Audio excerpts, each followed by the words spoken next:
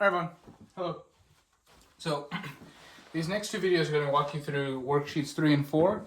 I'm not going to do all the problems just because there's just so many, but I'll do one problem that is representative of a certain thing, okay? So the first problem I want to cover is problem 2, which deals with this topic. So relative abundance in isotopes to find the atomic mass. So ultimately, the average mass, okay, well, technically the average atomic mass will always equal the percent in decimal times the AMU, okay? And it's the sum of, okay? It's the sum of that. What that means is that the average atomic mass equals the sum, this is the sum of, every single isotope in this configuration. So you have, for example, for this one, if you set this up correctly, this means that, okay, let's find for every single isotope we have, we need to create one of these factors. Okay, so for this one, our AMU for this guy here first is 46. All you have to look is the atomic number up here, okay? 46. Times, what's 8% in decimal form? 0.08, okay? But now for everything, we have to do one for every single one. So we're going to label this 46 titanium, and then we add. And then 47 times 0.078, okay? And then just for another example, this is for 47 Ti, and this one's 48 times 0.734, and this is for 48 Ti. And so when you do all this, you keep going, so there's ... there's still two more to do. I'm not going to do those two. I made my point. And at the end of the day, I don't have an answer. Aha! Hold on a second, I can look. You're going to get something that's about 47.3 AMU. Okay? This is the kind of work you're expected to show. 47.3 AMU. Okay?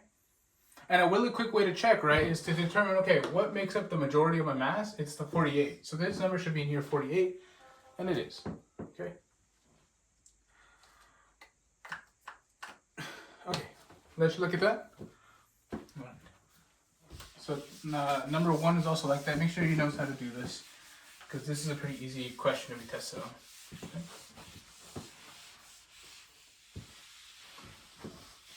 I wrote something. Okay.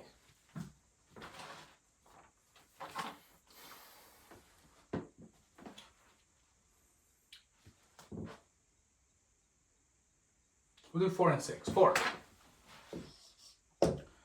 4. So we have 3.4 times 10 to the 24th molecules of NH3. Okay. The question is how many grams? How many grams of NH3? Okay, that's the question. All right.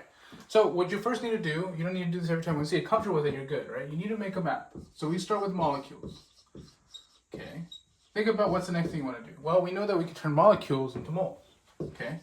And then we also know that we can go from moles to grams. Okay. Oops. But the question is, what is this? How do we get there? And so to get from molecules to moles or moles to molecules, always, you use Avogadro's number. Okay? Make sense? Okay? And then how you go from moles to grams or grams to moles every single time? The molar mass. Okay? Make sense? Okay? Okay, so we're going to solve the problem. So we always start. Start with what you're given. 3.4 times 10 to the 24th molecules of NH3. I want you guys to get the habit of writing both the unit and whatever chemical we're talking about. That's going to be important when we get to chapter 4 or the later part of chapter 3 and chapter 4. Okay? So now, remember, just put exactly what we want to, don't even think about it. Just whatever you have over here, that should be on the bottom over here, okay? Don't even think about it. These want to cancel out, okay? So, we want to go to moles now. So moles on top, makes sense. So now in 1 mole, right, I already did 1 mole, there should be 6.022 times 10 to the 23rd molecules of NH3. That's Avogadro's number, which is what we did here. Okay? I forgot to do that. And now, just don't even think about it. Put moles here. Okay, what do we want? Well, we want grams now of NH3. So in 1 mole, how many grams are there? Do I have that somewhere? 17 grams. Okay. And voila. And we see that another good way to check, can we cancel these out? Yes, we can. And all you're left with is grams of NH3, which is what you want. The answer here is not, I don't have that one down either. 96 grams. Okay. Hope that makes sense.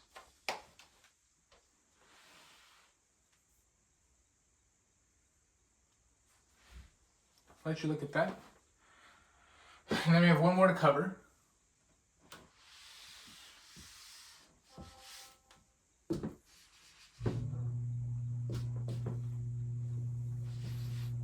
We're going to leave this map up for now, but this can disappear. Okay. That's number 4. Number 5. Number 6. Let's do number 6 is important because I know you guys, we practice this in class. I know some of you guys got this one wrong. So it's asking chloride ions in 200 grams. There's a decimal there. 200 grams of CCl4. Okay. Okay. So now for this one to compare, all right. So what do I start with? Well, they give me grams this time.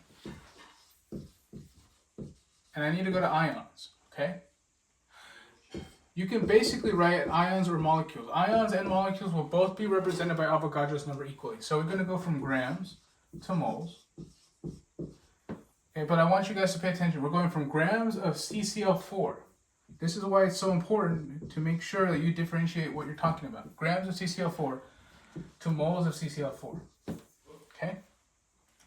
Then from moles of CCl4, we go to moles of Cl only.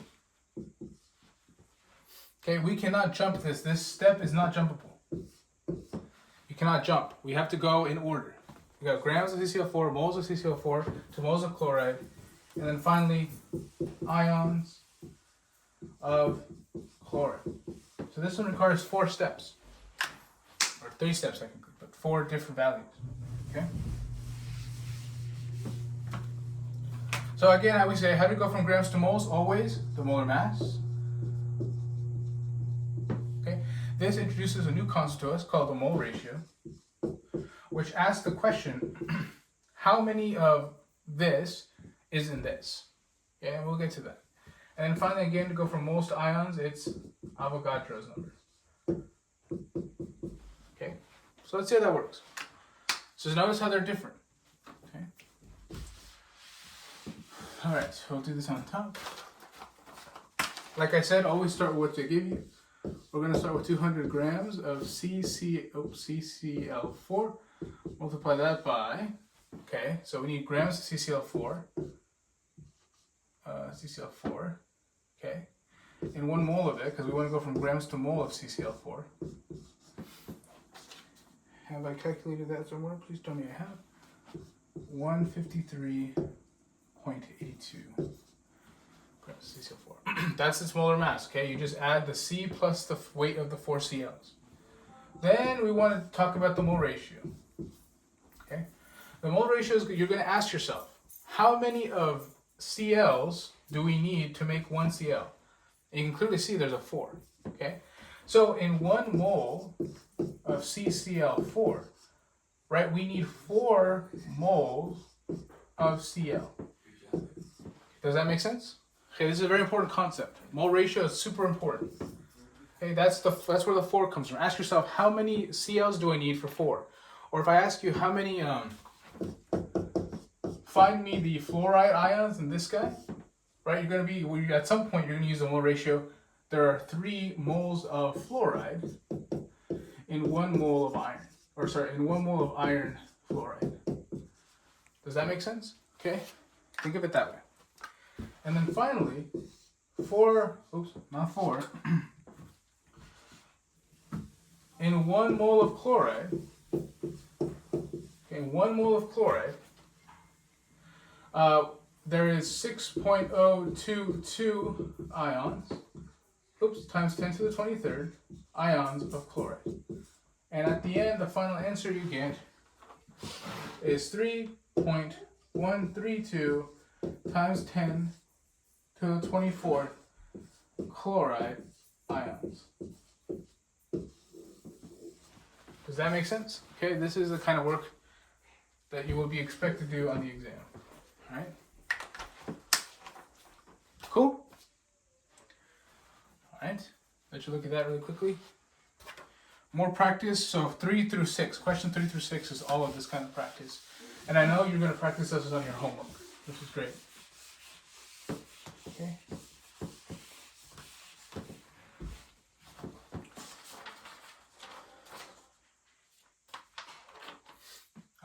Okay. This next one, or this next few set of problems talks all about a concept called composition. Or I like to call it elemental composition.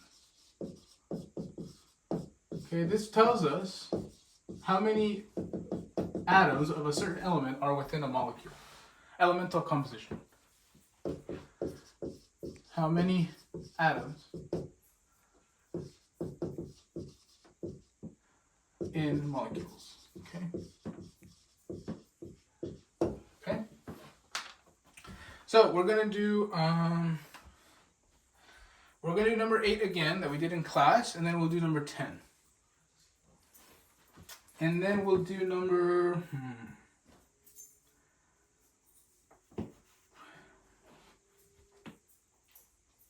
12. 8, 10, and 12. All right, number 8. This is the longest one, remember? So we have 18.7% lithium, 16.3% carbon, and then 65.0% oxygen. And it's asking, okay, it's asking molecular formula, and then it has a molar mass of 147.6 grams per mole. Okay, so it's asking for molecular formula. So how you're going to approach this is, don't even think about it. When you see something like percent, to look at composition, if it's telling you to find the molecular formula, just put the percents down as grams. Okay? Yeah, I know you want to know why. That's simply because this assumes 100%.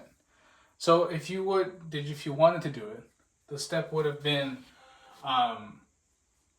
technically it would be 18.7 divided by 100. And then at the end, when you, it would be that, times 100. But don't worry about it. This is just math. I need to go crazy on that. Okay? Alright. So, just put down what you're given. 16.3 grams, 65.0 grams. Carbon, and what's this one? Of oxygen. Okay, now that we put down our grams, what we want to do is we want to find the number of moles. Okay, in this case, we're going from grams to moles of things, and then when we get to this step, here's where we're going to compare percents. Okay? Not grams, but in mole. So how do we go from grams to moles? The molar mass of your elements. Lithium is 6.9418 grams of lithium in 1 mole of lithium. In 1 mole of carbon, there's 12.01 grams of carbon. And then there are 16 grams of oxygen in 1 mole of oxygen. Okay? We get 2.6938 moles. What is this? Of lithium. 1.3572 moles of oxygen. Oops, that's carbon. Carbon. And then, what is this one? 4.0625 moles of oxygen. And now we look which one is smallest. Okay? We obviously see it's this one, so we divide everything by the smallest number.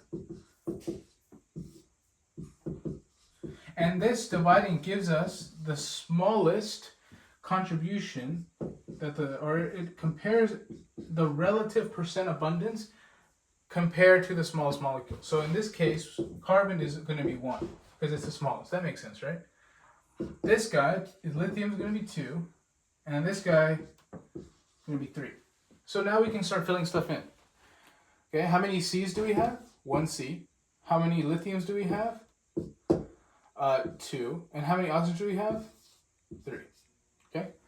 But we're not done yet.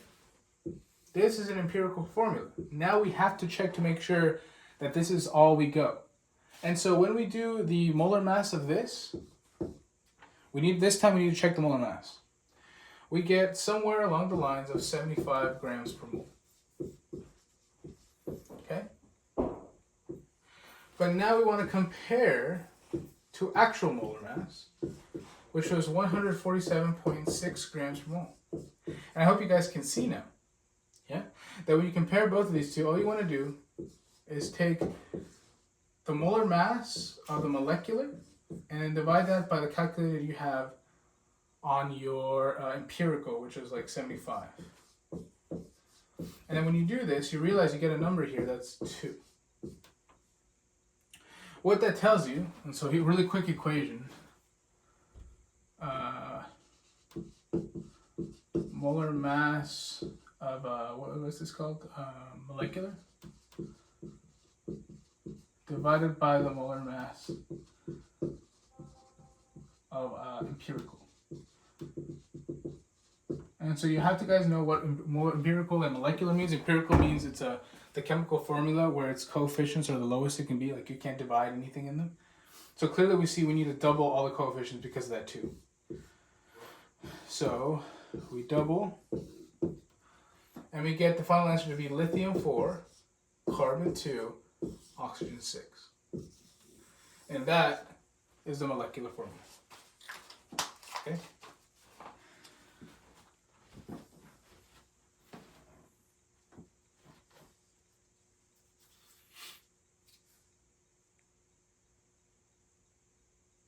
Okay.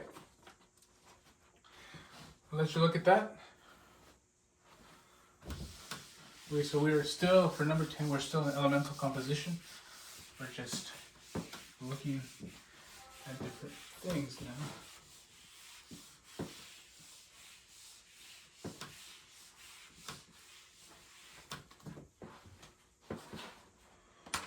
Okay, number 10.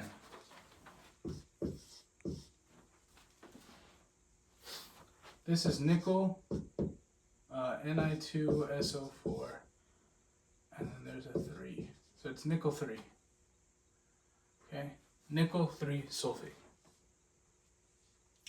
What you want to do here, for problems that look like number 10 and number 9, you want to look for something by using the molar mass, what I call molar mass of element, times the subscript,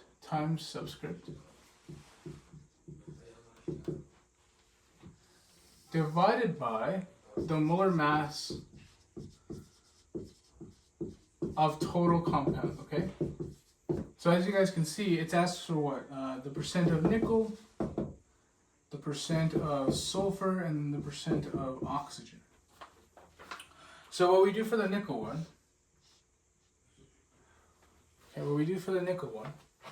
is what's the molar mass of nickel?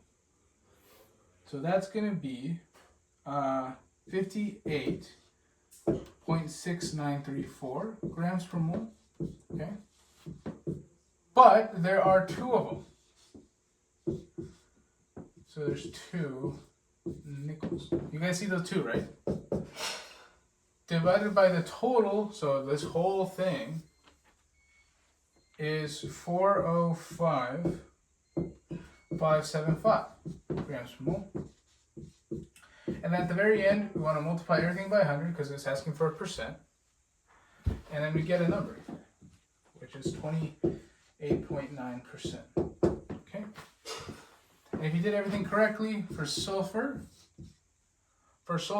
remember, there are 3 sulfurs, and for oxygens, there are 12 oxygens. So there are 3 sulfurs and 12 oxygens. So you have to do this thing here. Okay? And if you did this correctly, the answers that you're going to get are 23.7% and then 47.3%. Alright? Let's look at that.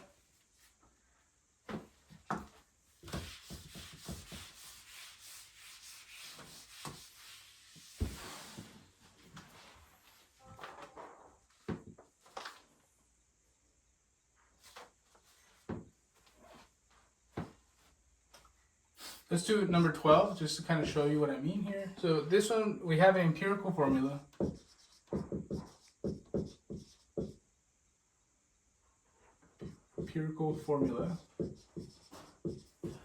Of CFBRO, but, so actual mass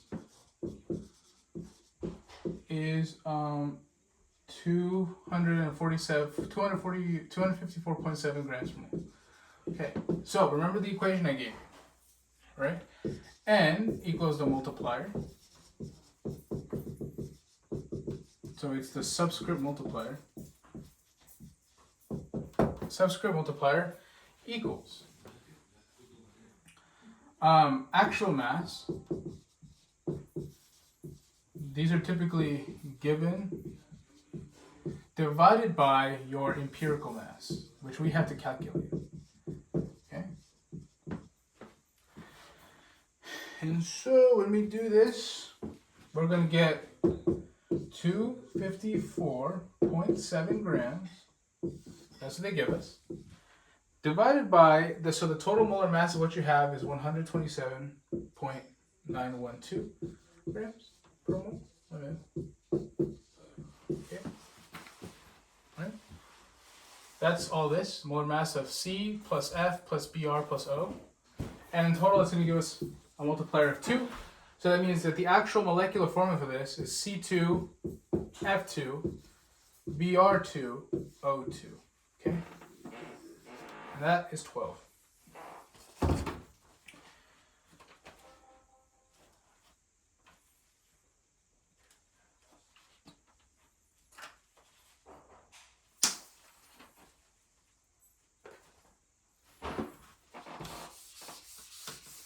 Okay, everything else on that page you guys can do with what I've given you, okay?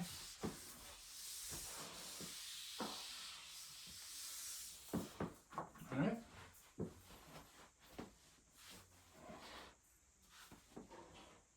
Number 16 is the one we're going to do next. This is the combustion analysis reaction. This is probably the most important. Okay, what you're looking for here is that we're given something that has C, a certain amount of C, a certain amount of H, and a certain amount of oxygen. In a combustion reaction, you always react it with an oxygen, always, and that'll always give you water. plus CO2.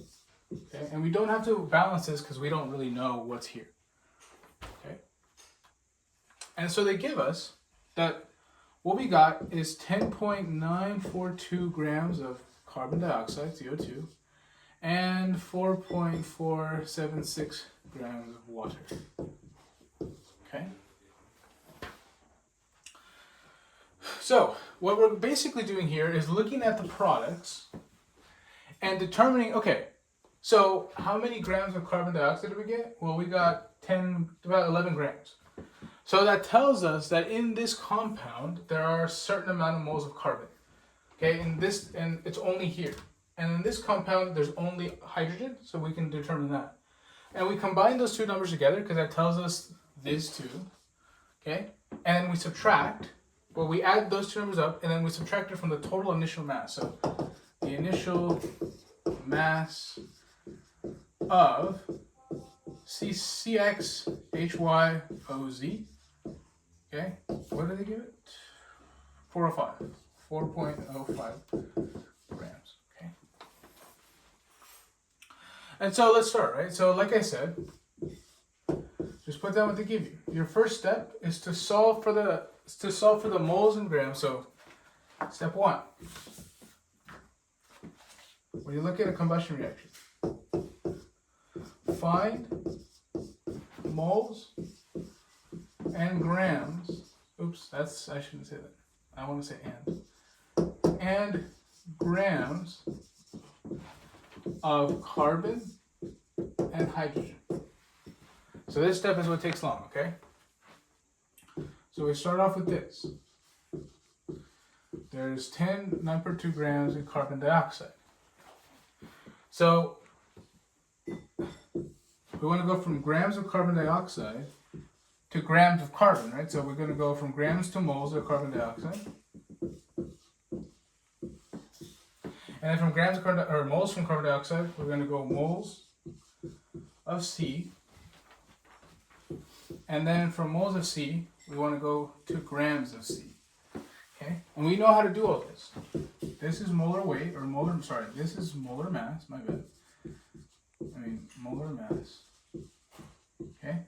This is the mole ratio, where we ask ourselves how many carbons do we need to make one carbon dioxide molecule?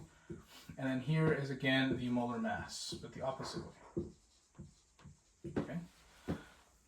So what we're doing here is, okay, we have 10 grams of carbon. So the first thing you do, this should be grams of carbon dioxide. This is moles of carbon dioxide. And we see that this corresponds to here. What is the molar mass of carbon dioxide? Do we have that memorized? No. It's 44.01 grams. Okay. So we can cancel this out. Now we have to ask ourselves, how many moles of stuff do we have? Well, so mole of carbon dioxide should be on the bottom. How in one carbon dioxide molecule, how many carbons are there? Just one. Okay. And then again, we're going to go back to molar mass. Okay. So in 1 mole of carbon, there are 12.01 grams of carbon.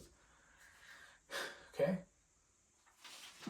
Actually, yeah, this is right, but I want to take the time to break down the steps here. So remember how I said we want moles and grams? So the moles of carbon you get from this is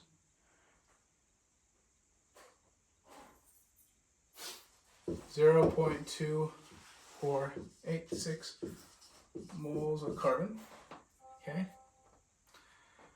And then you want to add another one here, right? Which I said the 12.01 grams of carbon in 1 mole of carbon.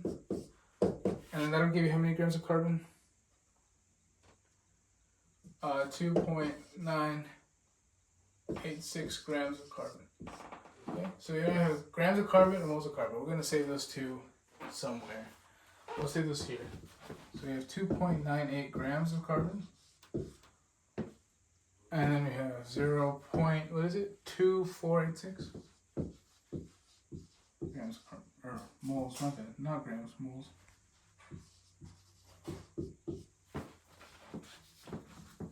Okay, so let's look at that, make that make sense. Okay. We're going to erase this part here. So now we do the same thing for water, because now we're looking for the H. And this doesn't change, other than the fact that our identities change. Okay, this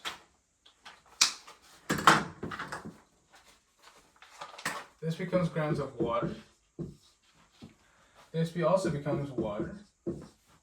This becomes H, and now we get H. Okay.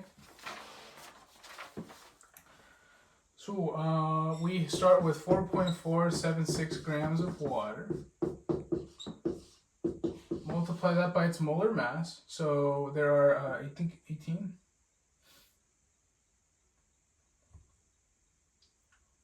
Should be 18 somewhere. Where are you? There you go. Hello.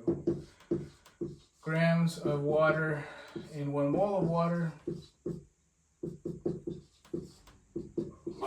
And then ask yourself, okay, how many H's do we need to make 1 water? Well, in 1 mole of water, you need 2 moles of H's. Oh, and then let's solve that.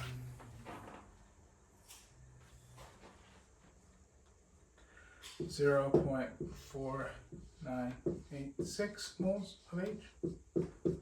Okay.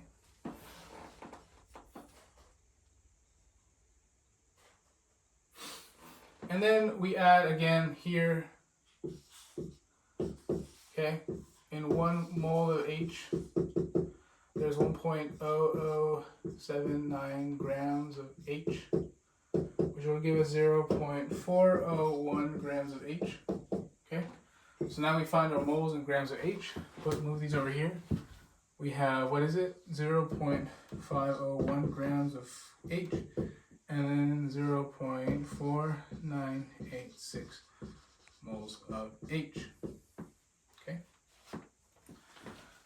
Make sense, everyone? Okay.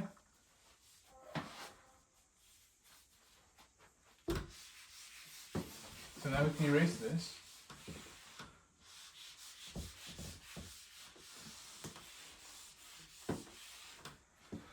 So the next step, we're going to use, so step 2, find grams of oxygen. The way you do that is you take your initial mass, so 4.05 grams. So this is initial mass. And then subtract it from the sum of the grams of carbon. Oops. Subtract it from the grams of carbon plus the grams of hydrogen. And see how all this together will give us grams of oxygen. See how our initial mass minus the mass of the H and the C just leaves us with the mass of O. And that's exactly what we want. So in this case, we start off with 4.05. We add 2.98 grams of carbon plus 0.501 grams of H, and that gives us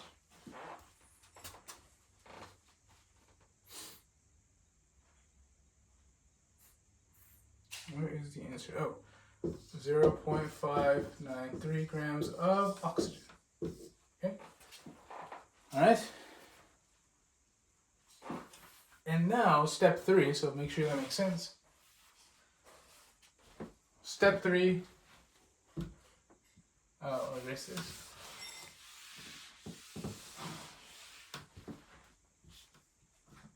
Step 3, instead of, we already found the grams, but now we need the moles. It's a lot simpler now, because we go from moles of oxygen, grams of oxygen, which we just got 2 moles of oxygen. Just one step. So we have what, 0.563 grams of oxygen times, okay, there are 16 grams of oxygen and 1 mole of oxygen. And we get an answer here. The answer is 0.03382.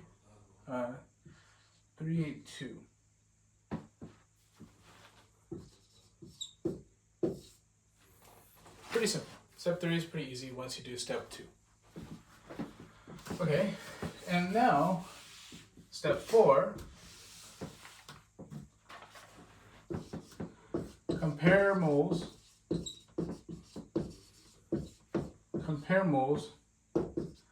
see which is smallest and divide. Okay, so we have, oh, I didn't put the oxygen mole. 0.2486 moles of carbon that we saved. 0.4986 moles of H. And then what was that? 0.0352 moles of oxygen. Divide both sides by that. Because obviously you see that the oxygen is the lowest one.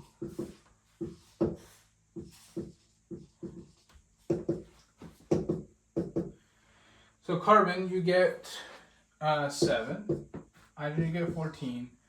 Oxygen, you get 1. And finally, you just construct this back. So C had 7, H had 14, and O had 1.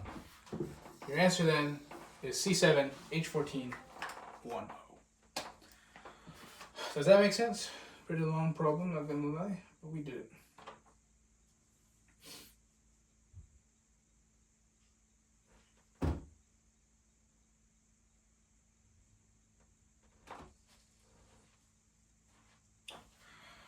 Okay.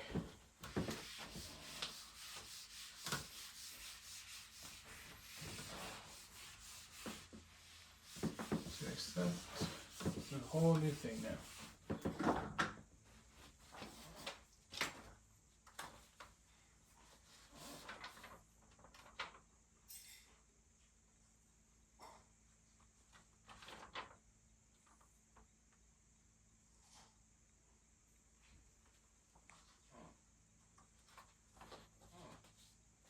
Seventeen C. KMnO4 plus Ki plus sulfuric acid gives us, oh, I wrote a little big there, K2SO4 plus MnSO4. Yeah, I don't want to get confused with it. Let me rewrite this a little smaller.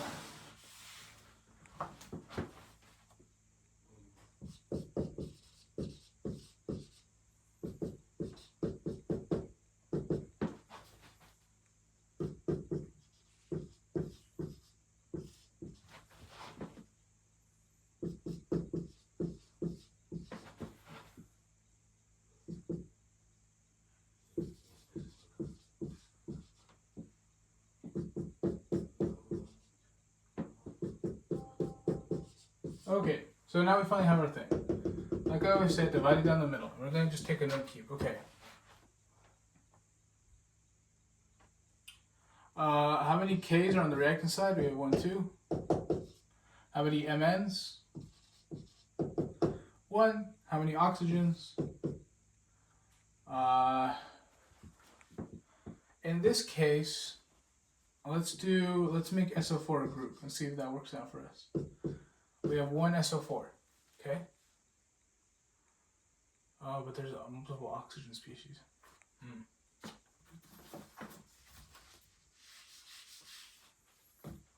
Then we're going to do that the way. Okay.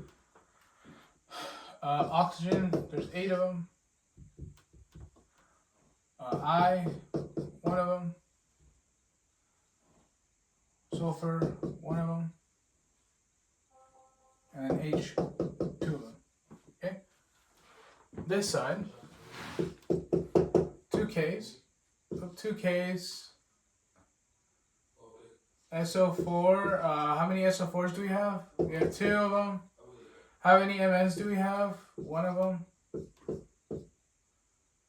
How many I's do we have? 2 of them. H's do we have? 2 of them. And then oxygen's 5, is it? No. 1, 9. Okay. So let's pick now things that we can change pretty easily. So K's look okay. MN's look okay. How about I's? I's don't look okay. Multiply this one by 2, right, to get to 2. So the I has to get multiplied by 2. That does something though.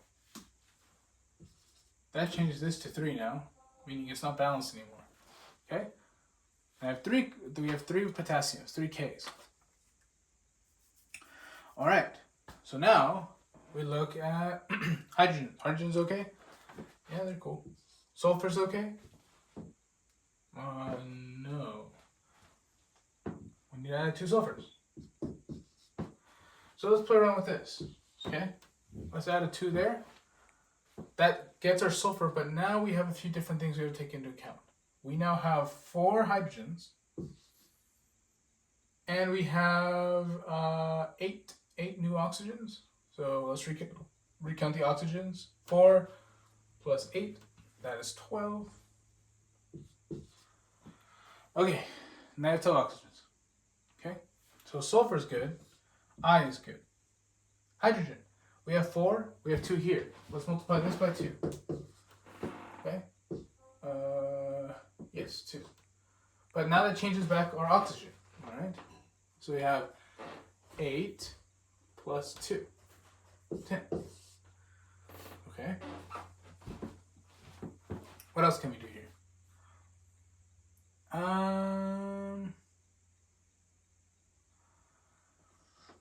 Alright, hydrogens are now balanced, which is great. So we want it. Okay, this is good. Okay, so now there's a problem.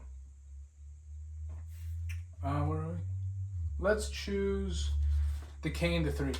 What is the least common multiple we can multiply both of these numbers by to get another number? Well, the answer to that should be pretty simple. I'll multiply it by 2.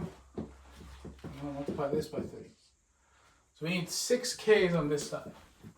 So this needs to be multiplied by 3. Okay? And this needs to be multiplied by 2. Just because this one's already in, so we're going to play around with this. So this gives us now, how many Ks does this give us? It gives us 6 Ks altogether. But we need to distribute these Ks evenly. This is a 4. Okay? Okay? Cool. So now we have 6 Ks on both sides. That changes stuff though. Now we have 4 MNs. And we have what? 16 oxygens over here now? Okay. Actually guys, let's ignore it. Let's ignore it. I'll solve this when I can. Because I want to get through things a little quicker.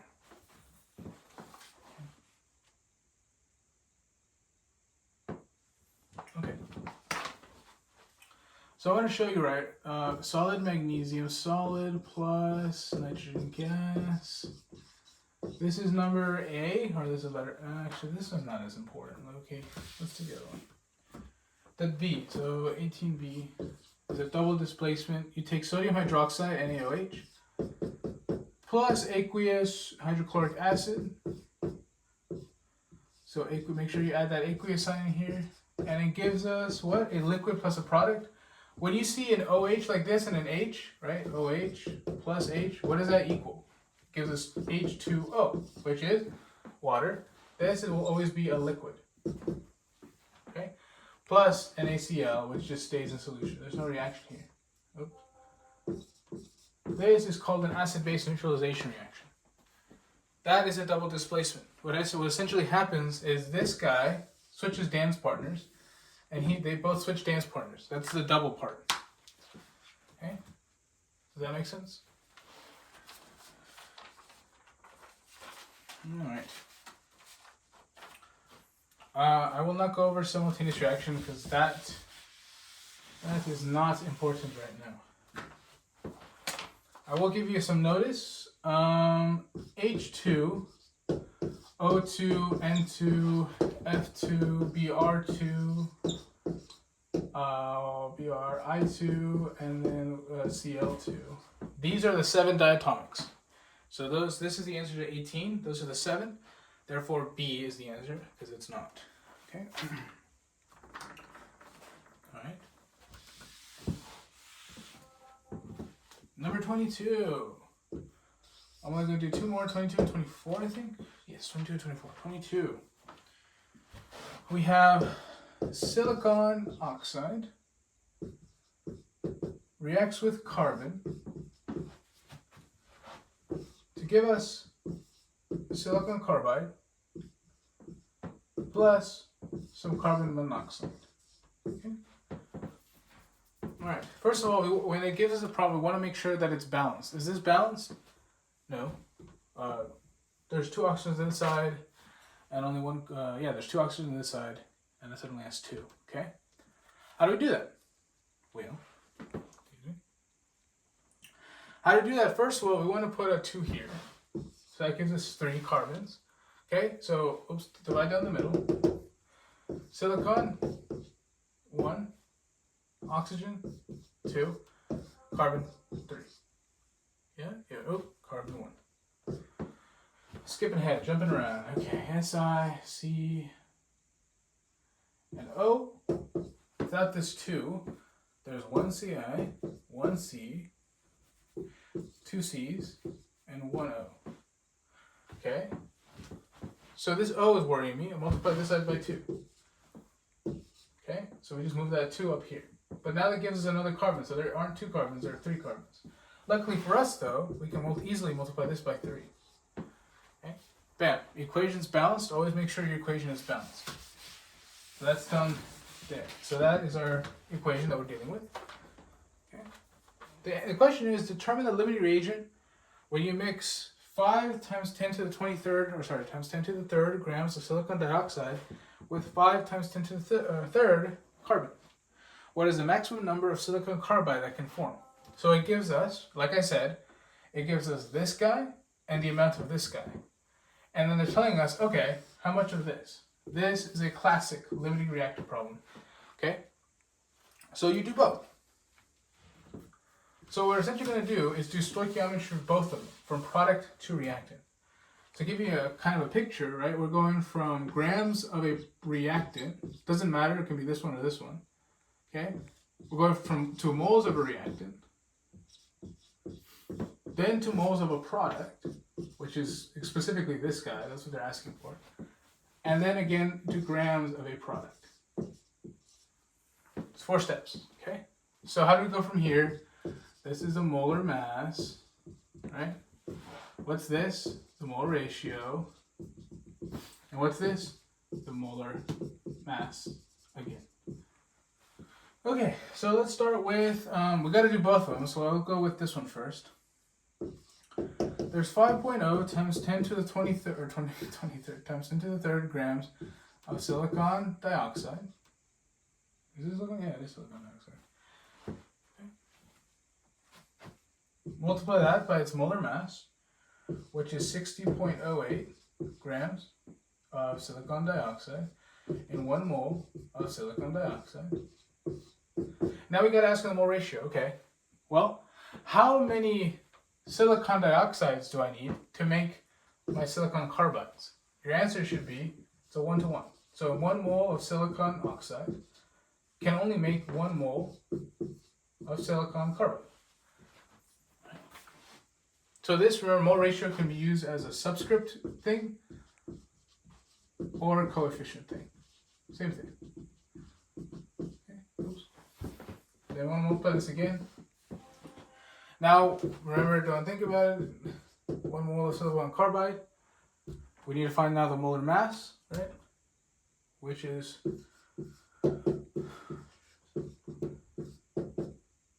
that gives us 3.338 grams of silicon carbide.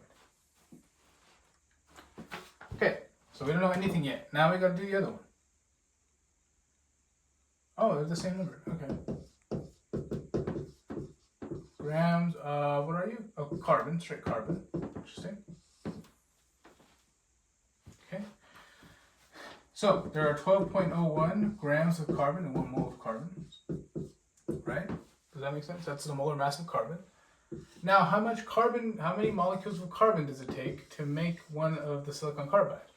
Well, we need 3 moles of this carbon to make 1 mole of the carbide. Okay? And then, again, the carbide's weighs the same for both.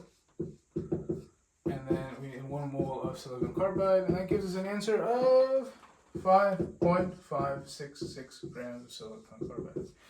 And now when you're doing a limiting reactant problem, you look which is smallest. Right? Because I want you to think of like you're making a sandwich. If you have enough bread to make 4 sandwiches, but you have enough pickles to make 12 sandwiches, you can only make 4 sandwiches, which is exactly what's going on here. That's the limiting part, is because you can only make what you can make. You can't make this because this will get eaten up by that. All your starting SiO is going to get eaten up. There's going to be an excess of C. So what's your limiting reactant? What is your limiting reactant? It's this guy. What's your excess reactant? It's this guy. So excess reactant, and then this is, so excess, this is the limiting. Okay, does that make sense? Yeah. And then it's going to ask you, okay, how much can you actually make of silicon carbide? Well, it's the number of that's smallest. Okay.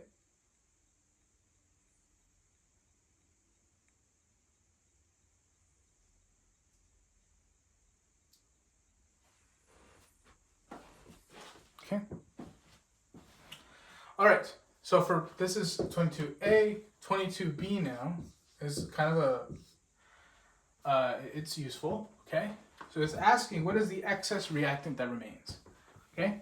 So you take, when you're talking about excess reactant,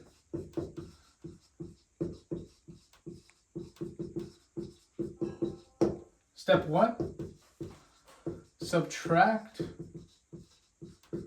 both values of SiC. Okay, in this case, we're going to take our theoretical maximum minus our actual maximum. Okay, and we're going to subtract those to get a certain amount of silicon carbide, which I have indicated to be non-existent for some reason. Okay, whatever this number is. I could pull up a calculator. Just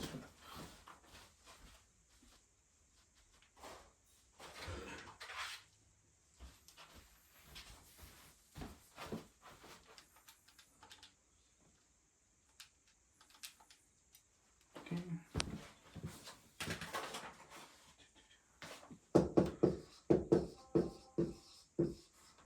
Okay, yeah. And then we take this number and we're going to backtrack. From here, then we're going to go moles of silicon carbide. Okay. Then we're going to go moles of whatever we talked about. So it was C, carbon, moles of carbon. And then again, this is the excess grams of carbon. Okay. And you're just literally going in reverse. Reverse. Okay. And if you did this correctly, you should get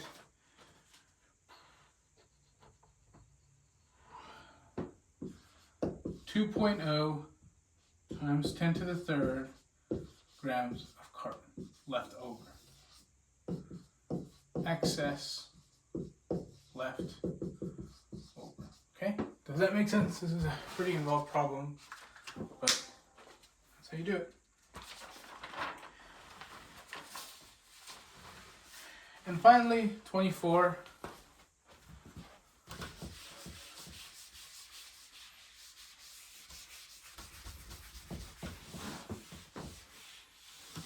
The percent yield problem. Squish my cat for you.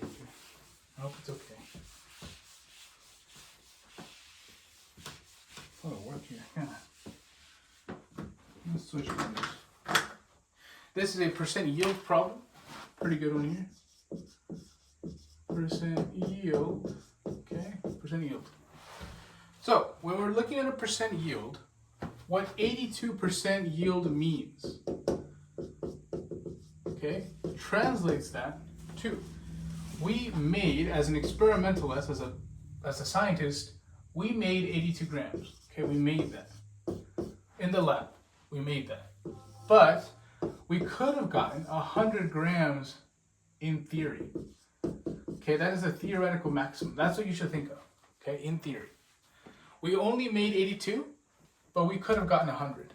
Where that's lost, that's kind of what a scientist has to think about when they're doing experiments. But this is what you should think of when you think of a percent yield. Okay? I want you to write these down. These words are important, okay? So it's asking you how many grams of silicon is needed to make 105 grams. Okay? So we start off with what we're given. Okay? We're given that we need 105 grams of chromium made. Okay? I want you to write that we need to make 105 grams of chromium. Okay? So now, once we have that number, we can actually use our percent yield.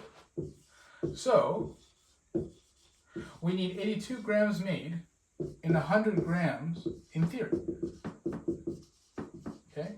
Does that make sense so far?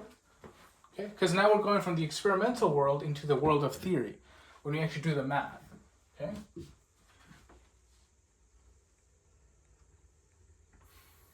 And then we're going to get, we need 128.04878 grams of chromium in theory. This is how much we need in theory.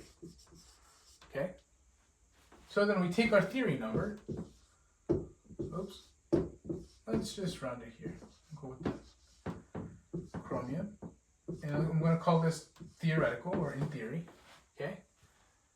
And now we go about our business like usual, like another stoichiometry, right?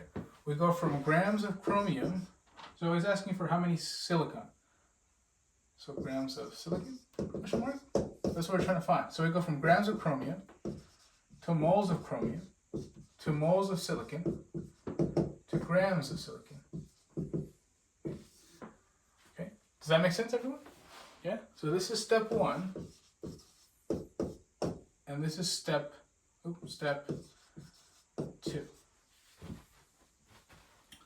And so we go about our business. In 1 mole of chromium, there is 52.00 grams of chromium times, again.